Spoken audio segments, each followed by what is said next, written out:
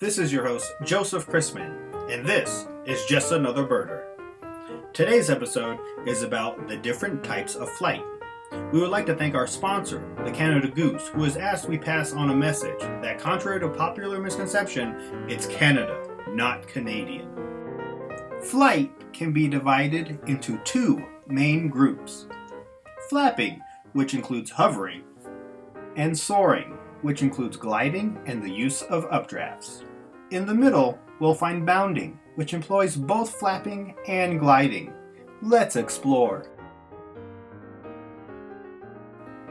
Almost all birds flap their wings. Today, we will be leaving out our little and big buddies that are flightless.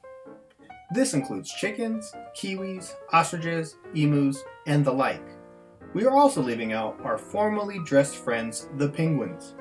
Although it can be argued that penguins fly underwater, let's not quibble over it.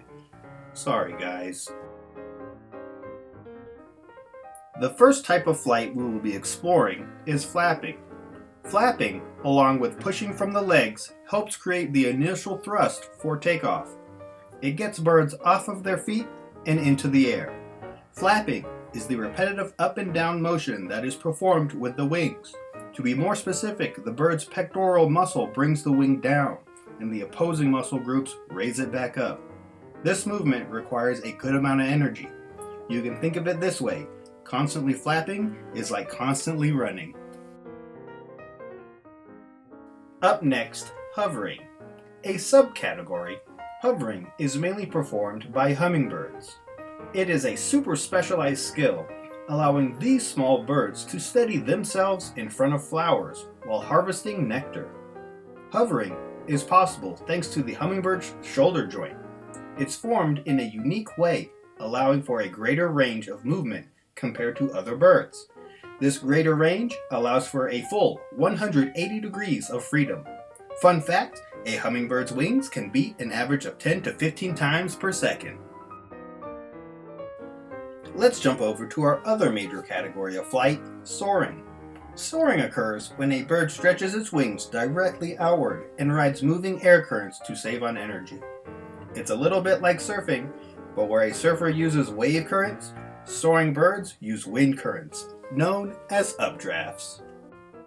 An updraft occurs when wind is forced upward, deviating from a strictly horizontal path.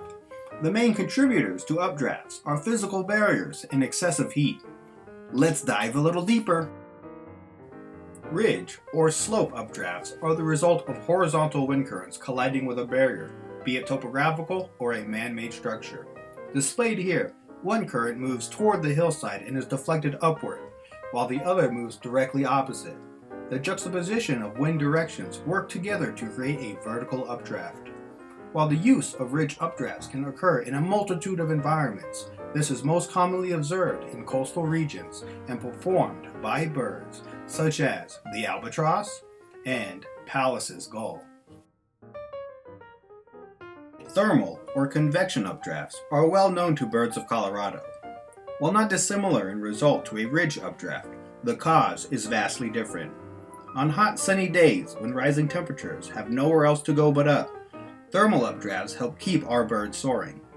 Perhaps Colorado's most famous bird of prey, the red-tailed hawk, can be seen soaring on these updrafts on hot summer days. Finally, we are going to discuss our crossover manner of flight, bounding. Bounding is when a bird alternates between flapping its wings to gain height, followed by gliding to gain distance. Unlike soaring, there is no wind currents to help our winged friends. This is the key difference between gliding and soaring, and explains the need for intermittent flapping. Some of the more common birds you see performing this bounding flight are chickadees, finches, and jays. And this has been Just Another Birder, Types of Flight, narrated by me, Joseph Chrisman, with help from Mackenzie Clark, for the Denver Audubon Society.